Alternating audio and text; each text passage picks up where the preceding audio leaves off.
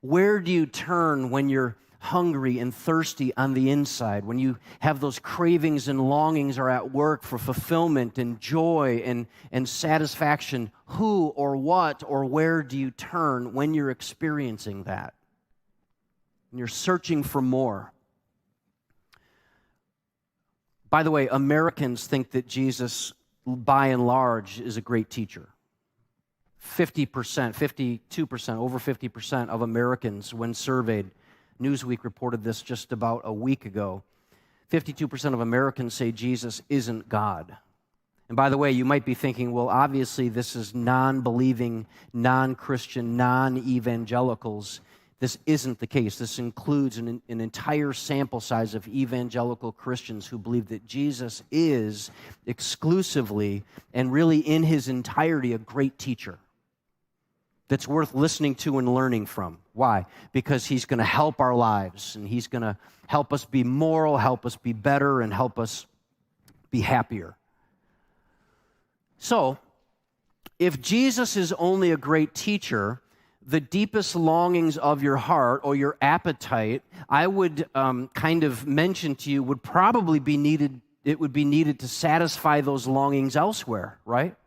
If Jesus is only a good teacher, the things that you need, the love, acceptance, comfort, all of those areas in our lives that go have a craving, there's an appetite and a thirst, you would have to satisfy those elsewhere if Jesus is only a good teacher. He might give you some knowledge and you feel, I feel satisfied with the knowledge that he's given me.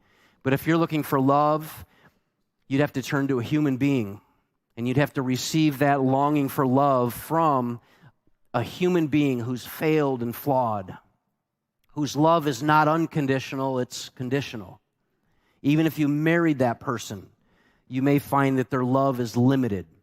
If you wanted acceptance, you'd have to turn to your family, and you'd have to turn to your friends, and you'd have to pour yourself into receiving from them the acceptance and the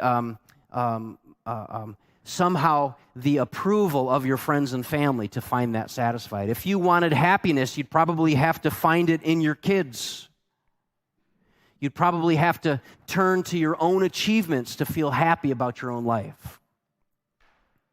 And if you were craving comfort, you'd have to rest your satisfaction in material wealth and your own physical health in order for you to be comfortable. Maybe your savings account.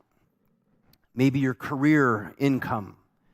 If you were looking for meaning, you might venture into trying to help people and make a significant impact on people's lives in our communities and cultures, and maybe social justice advocacy and so on. Maybe your own personal success will give you meaning. But listen, if you were craving love, acceptance, comfort, and meaning and happiness, you would have to find it outside of Jesus if he's only a great teacher.